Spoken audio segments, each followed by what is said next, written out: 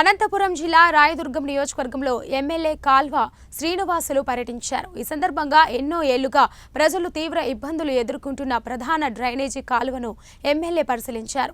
రాయదుర్గం పట్టణంలో వర్షాల కారణంగా లోతట్టు ప్రాంతం అయిన ప్యాలెస్ రోడ్డు వద్ద ఉన్న ప్రధాన డ్రైనేజీ కాలువలో చెత్తాచెదారం పేరుకుపోవడంతో మున్సిపాలిటీ అధికారులపై ఎమ్మెల్యే ఫైర్ అయ్యారు.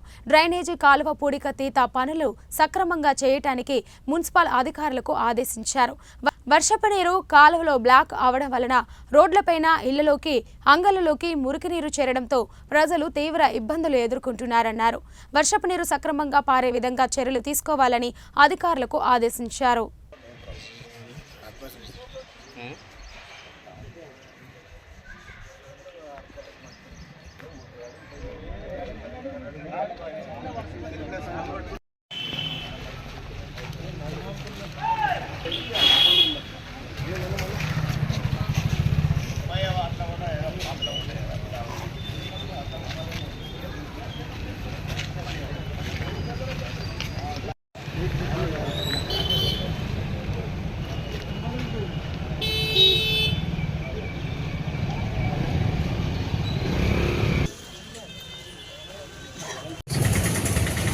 రాయదుర్గం పట్టణంలో చినుకుబడితే చాలా కుటుంబాలకు ఉలుపు లేకుండా చేస్తున్న డ్రైనేజ్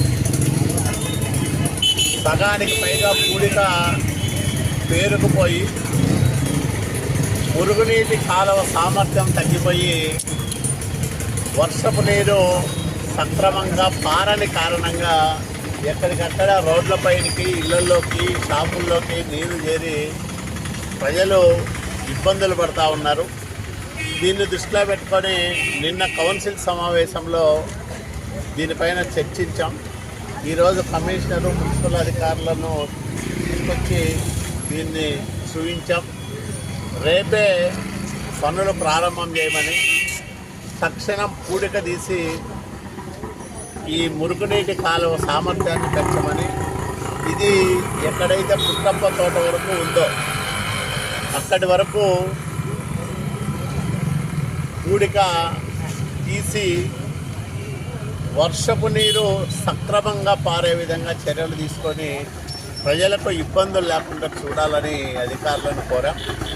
వాళ్ళు రేపే పనులు ప్రారంభం చేస్తామని చెప్పారు. ఇది మనం చేయించకపోతే వర్షపు నీరు రోడ్ల మీదకి ఇళ్లలోకి చేరి ప్రజలందరూ కూడా నానా అవస్థలు పడతారు. గతంలో చూసాం. ఆ అవస్థలు పునరావృతం కాకుండా ఉండడానికి ఈరోజు మున్సిపల్ అధికారులకు తగిన సూచనలు చేయడం జరిగింది.